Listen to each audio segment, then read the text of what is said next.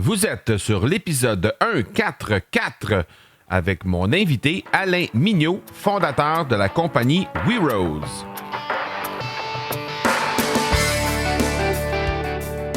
Bonjour et bienvenue sur l'Accélérateur. L'Accélérateur, eh bien, c'est le show sur lequel, à chaque épisode, je vous présente des experts et champions entrepreneurs qui nous livrent le secret de leur succès en lien avec le marketing, les ventes ou l'entrepreneuriat. Je m'appelle Marco Bernard, je suis entrepreneur en série depuis 25 ans et je vous aide à accélérer vos résultats. Merci beaucoup d'être ici avec moi aujourd'hui. C'est le temps de propulser votre entreprise.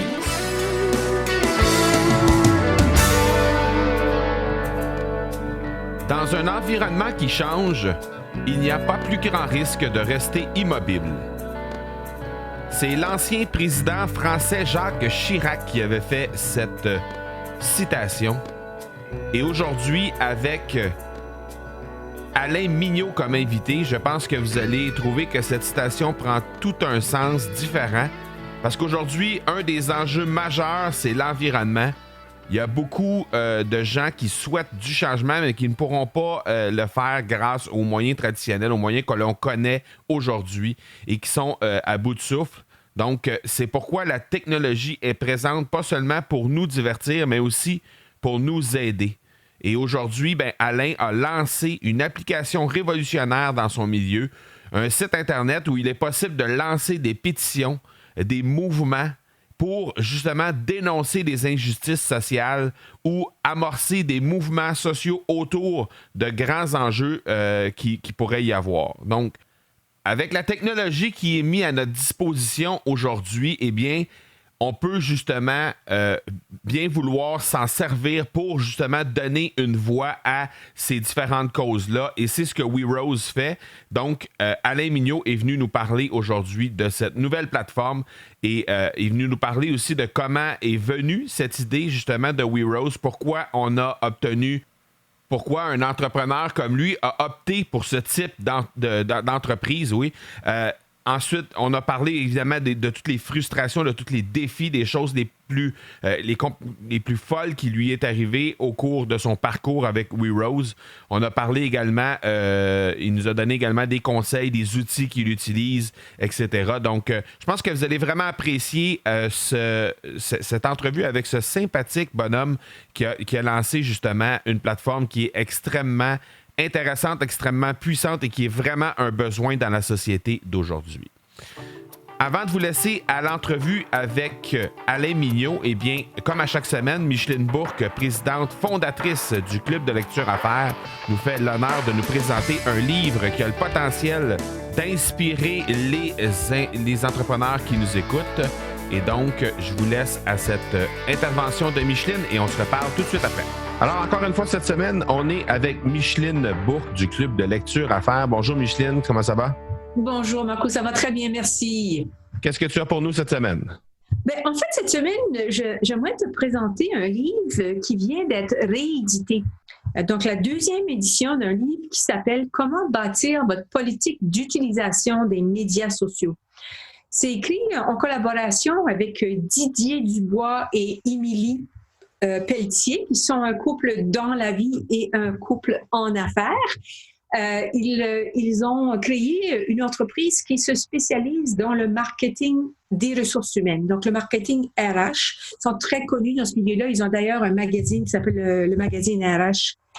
C'est un livre que je trouve qui est vraiment important, publié chez Yvon Blais, une très grande maison d'édition qui appartient à Thomson Reuters, qui a choisi d'ailleurs de le publier en anglais et en français, ce qui est vraiment pas un exploit négligeable, vraiment une grande félicitation aux auteurs. Donc, c'est un livre très pratico-pratique qui s'adresse à un public, à mon avis, de plus petites entreprises, mais aussi de grandes entreprises qui n'ont pas encore mis en place justement des façons de faire par rapport à leurs employés et l'utilisation au niveau des employés et de l'entreprise des fameux médias sociaux.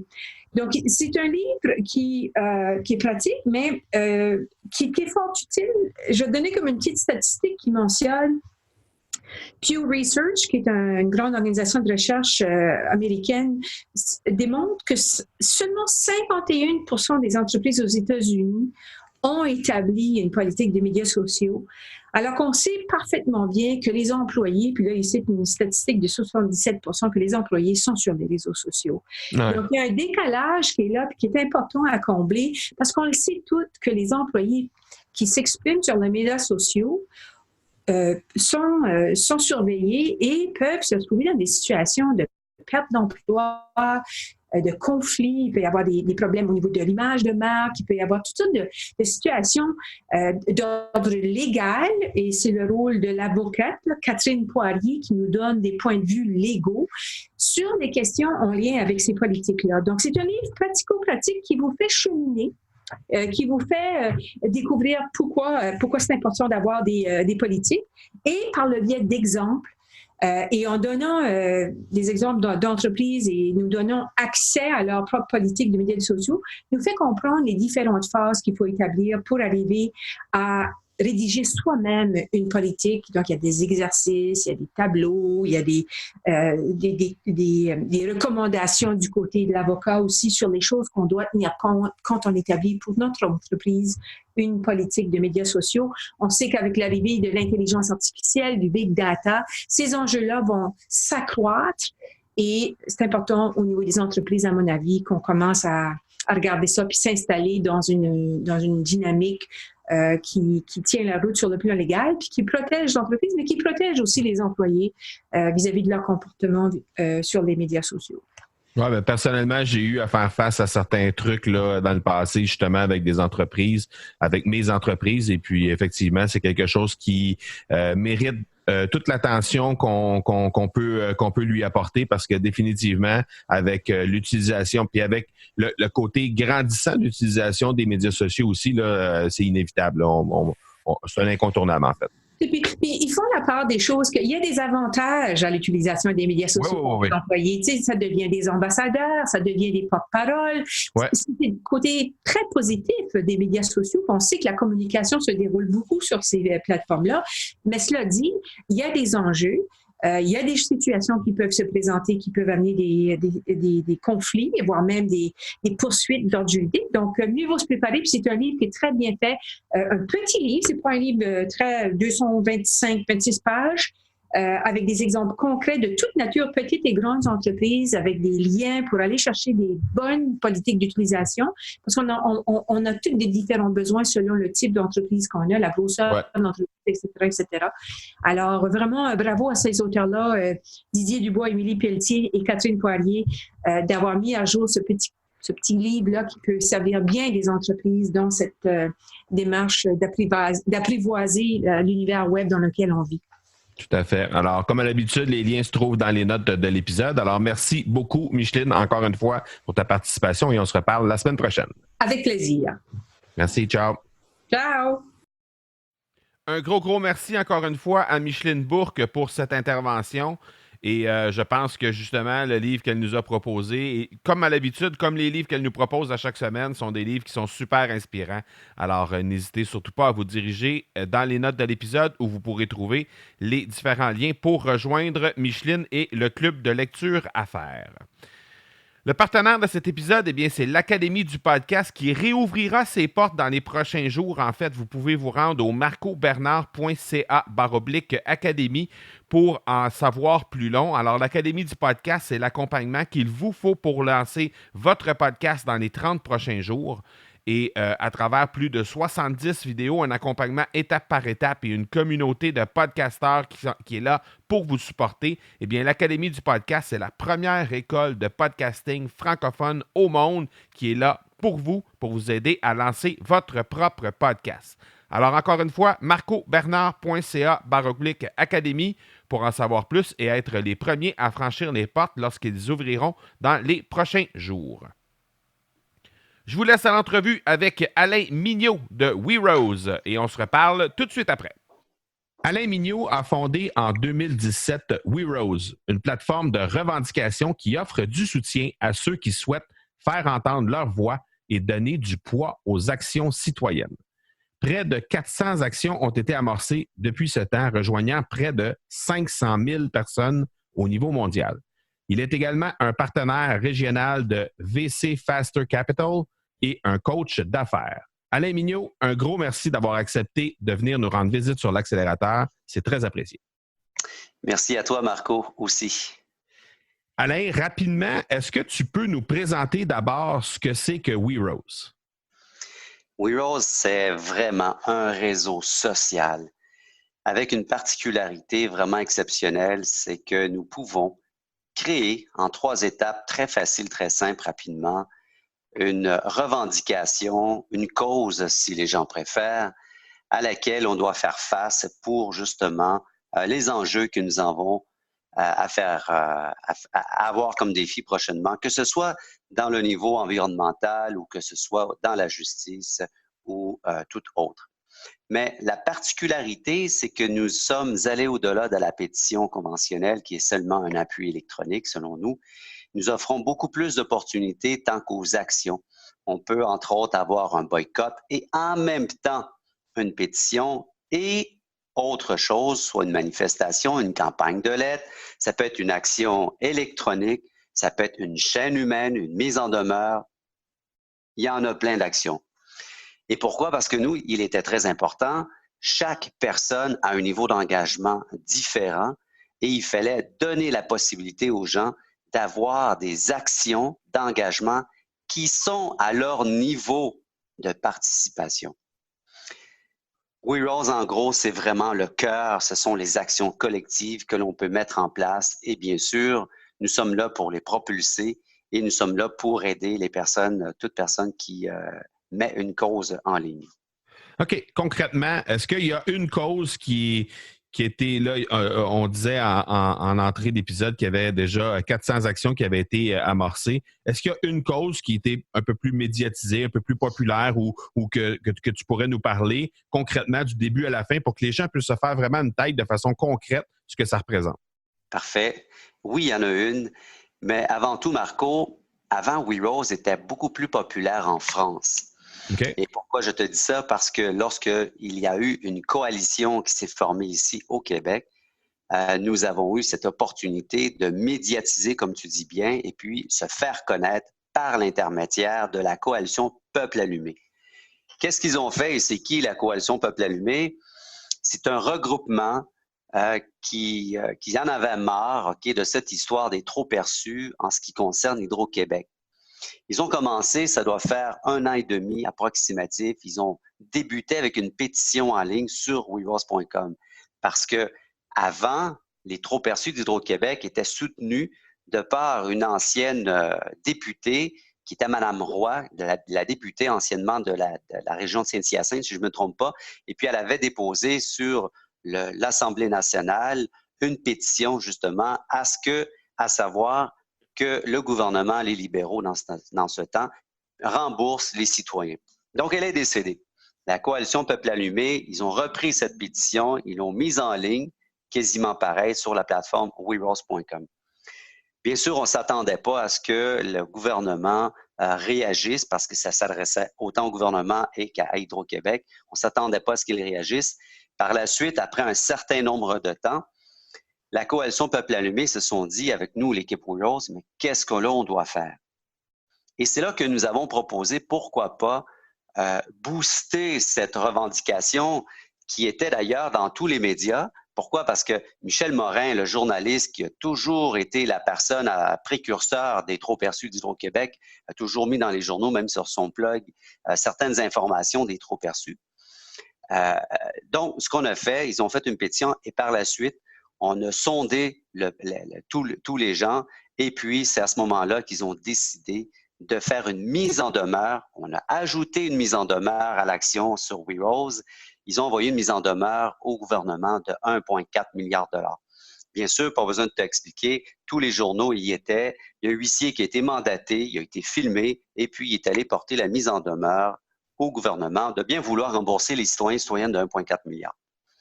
Par la suite, on ne s'attendait pas encore une fois à ce que le gouvernement rembourse les citoyens du jour au lendemain. Sauf que, bien sûr, ça l'a mis de l'huile sur le feu. Les médias en ont parlé. Et puis, le ministre, même anciennement, a même promis à l'Assemblée nationale de rembourser les citoyens une fois que le budget le permettait, l'équilibre budgétaire, et ce qui n'a pas été fait par la suite. Donc, la coalition Peuple allumé s'est rassis avec nous et c'est là qu'ils ont dit, qu'est-ce que l'on fait pour essayer de faire bouger davantage le gouvernement? Et à ce moment-là, c'est là qu'on s'est mis à chercher une boîte, en fait, une firme d'avocats pour que l'on puisse trouver des spécialistes en énergie pour ressortir la problématique de cette vieille histoire qui traîne dans les médias, tant qu'à savoir, est-ce qu'il y a vraiment eu une surfacturation volontaire ou d'une erreur auprès des citoyens? Ceci dit, tous les gens ont décidé par vote sur la plateforme We Rose d'y aller de l'avant avec un recours collectif. Et à ce moment-là, il y a un recours collectif qui a été déposé sur la plateforme. Je crois qu'ils étaient rendus à 50 000 adhérents au recours collectif sur la plateforme. Et bien sûr, ils ont déposé par l'intermédiaire de We Rose aussi, au mois de novembre 2017, en bonne et due forme, un recours collectif auprès d'Hydro-Québec, demandant à ce que les 1,3 milliard de dollars soient remboursés aux citoyens et citoyennes. Ça, c'est l'histoire d'Hydro-Québec. Et présentement, nous sommes en attente d'une date. Il a été déposé, mais nous sommes en attente d'une date, tant qu'à savoir s'ils vont accepter la demande ou la refuser. Okay. Et du mois de novembre l'an passé, 2017, nous, l'équipe We Rose, on ne s'attendait pas à ce que le gouvernement sorte une date. Pourquoi? Parce qu'il ne restait pas grand temps et c'était les élections. Ouais. Je ne suis pas scientifique, je ne suis pas Nostradamus, mais je peux juste garantir que ce n'est pas l'avantage du gouvernement de lancer de l'huile sur le feu lorsqu'ils avaient à faire une campagne électorale. Imaginez-vous donc sortir dans les médias que le recours collectif contre les trop-perçus étant accepté. Non, voilà. Donc, les élections sont passées et puis prochainement, nous sommes en attente de cette date de convocation. Et puis, je vous dis, là, ça brasse et puis ça avance. Donc là, il y a plusieurs actions qui sont entreprises sur le site de We Rose de cette façon-là. Toi, dans le fond, juste pour ma compréhension, pour la compréhension des gens qui nous écoutent, comment ça fonctionne le site? C'est-à-dire, c'est financé de quelle façon? Est-ce que les gens doivent payer pour inscrire des causes directement sur le site? Comment ça fonctionne exactement? Mais l'histoire de We Rose est très simple, c'est que j'ai eu l'opportunité de réussir dans l'immobilier et à un moment donné, j'ai toujours voulu ou j'ai toujours eu à cœur l'environnement, l'anthropologie, l'histoire de l'homme. Et à un moment donné, je me suis arrêté puis je me disais, mais Alain, qu'est-ce que tu fais de ta vie? Après avoir vraiment profité de la vie, tout consommé, j'avais une voiture hyper polluante, j'ai changé pour une voiture électrique. Je me suis arrêté puis je me disais, mais qu'est-ce que tu fais? Et c'est là que mon projet m'est venu à la tête. Et puis rapidement, je l'ai mis en place. Pourquoi je parle de ça? Parce qu'effectivement, les premiers dollars, c'est moi qui les ai financés au complet sur mes économies que j'avais réalisées de par l'immobilier que j'ai pu faire auparavant. Mais nous avons une fonctionnalité de monétisation. Lorsqu'une personne va appuyer une action collective sur We Rose, il y a une fenêtre qui apparaît et on leur demande s'ils veulent bien contribuer à aider la cause à être propulsée, étant l'une des façons de monétiser. Mais non, nous avons un modèle freemium, c'est tout à fait gratuit pour la personne qui veut venir lancer sa cause sur le site. Ah, intéressant. Donc, toi, tu as une base, c'est-à-dire tu as un background d'entrepreneur, tu l'as dit, tu as pataugé dans l'immobilier et tout ça, tu as une base d'entrepreneur. C'était quoi la plus grande frustration ou encore le plus grand défi que tu as fait face jusqu'à maintenant depuis les débuts de We Rose? Marco, je pataugeais dans un domaine qui m'était inconnu.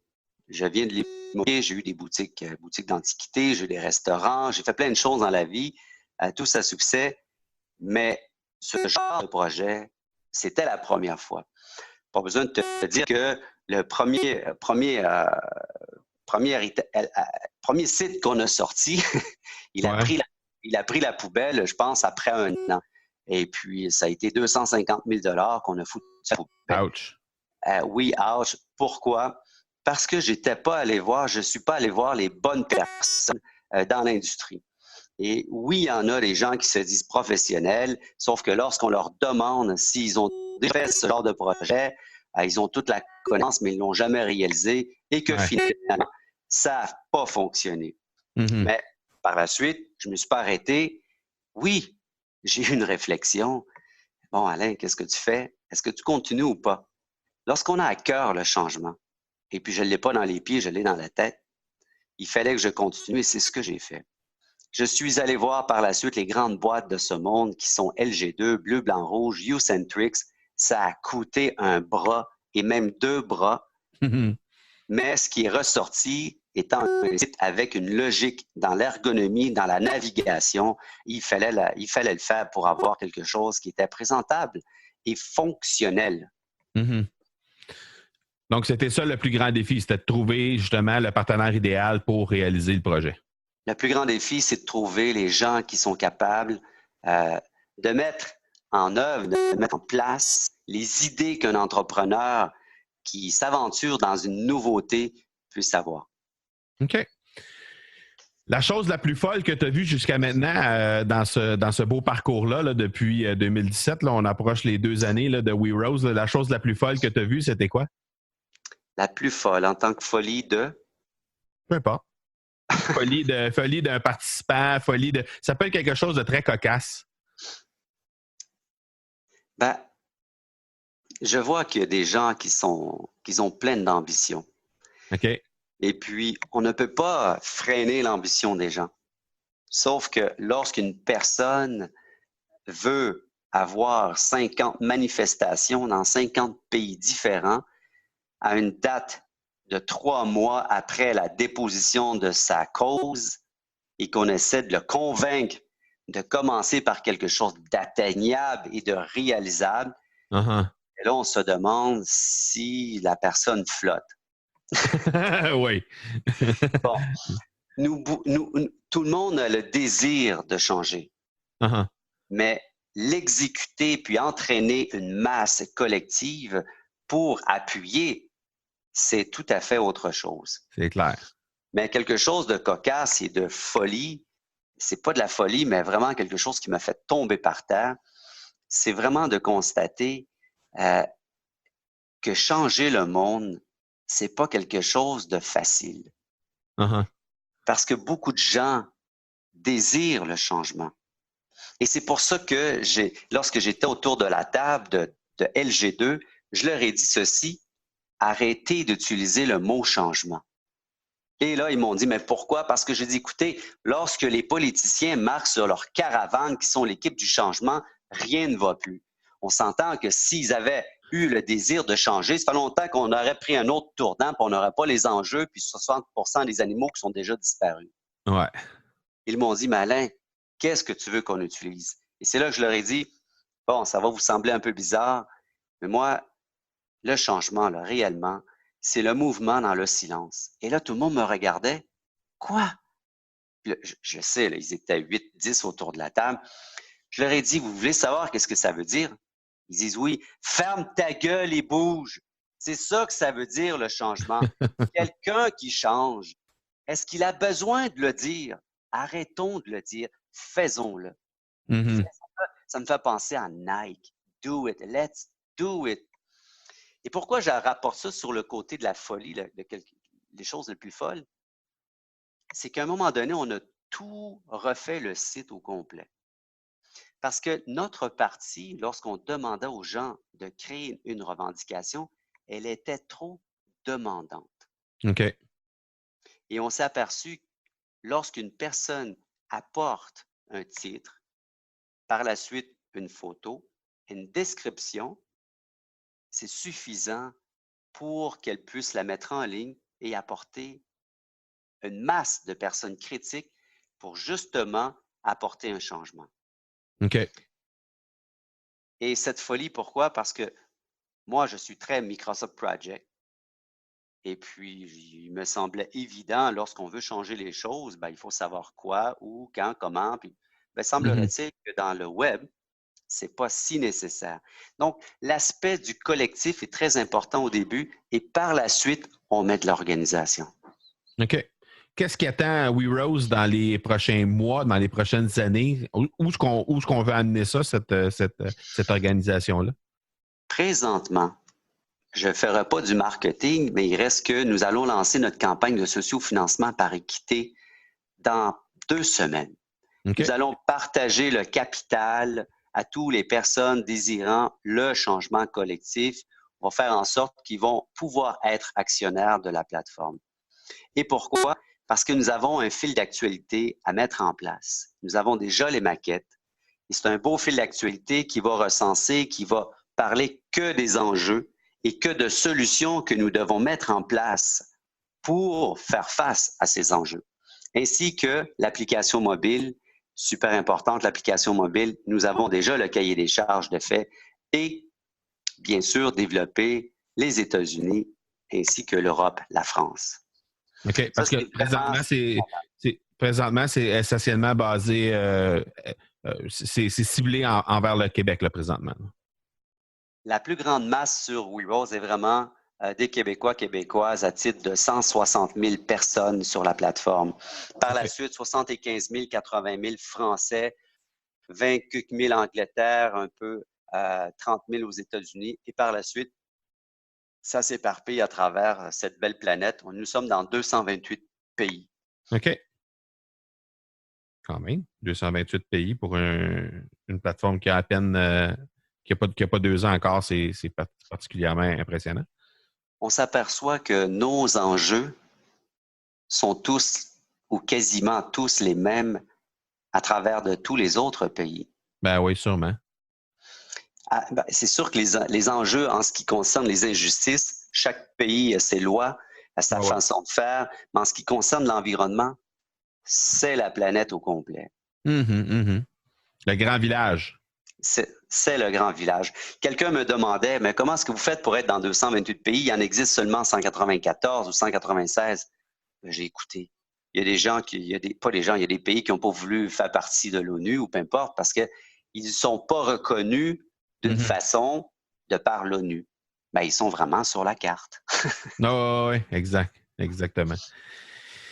Alain, on est rendu dans la section des questions, la pédale au fond. C'est des questions en rafale qui sont répondues très, très rapidement. Et c'est des questions qui vont faire appel surtout à ton passé d'entrepreneur, à ton vécu à toi personnel en tant qu'entrepreneur. Donc, la première question, c'est quel est ton livre favori ou le livre que tu recommandes à tous? C'est pas un livre d'entrepreneur, c'est un livre de profondeur. Ça rime. C'est Wang Po. C'est un vieux sage qui vient des Indes, parce que c'est de la Chine, excusez-moi, c'est une région dans la montagne de la Chine. Et c'est un vieux patriarche et il a une profondeur dans les Écritures qui est inestimable. Et si vous avez un côté non pas spirituel, mais si vous voulez vous tordre l'esprit et la conscience, je vous invite à lire ce livre. OK. Outil ou application numérique favori que tu utilises le plus? Microsoft Project Genter. Okay. Je suis très linéaire mais j'adore Microsoft Project et Genter. D'ailleurs, mon projet a été tapissé au complet sur un mur 1 an à l'avance. Ah, OK. J'utilise la même technique. Le conseil que tu aurais donné à ton toi-même d'il y a 5 ans? Wow, très bonne question. Le conseil que je m'aurais donné à moi-même il y a 5 ans.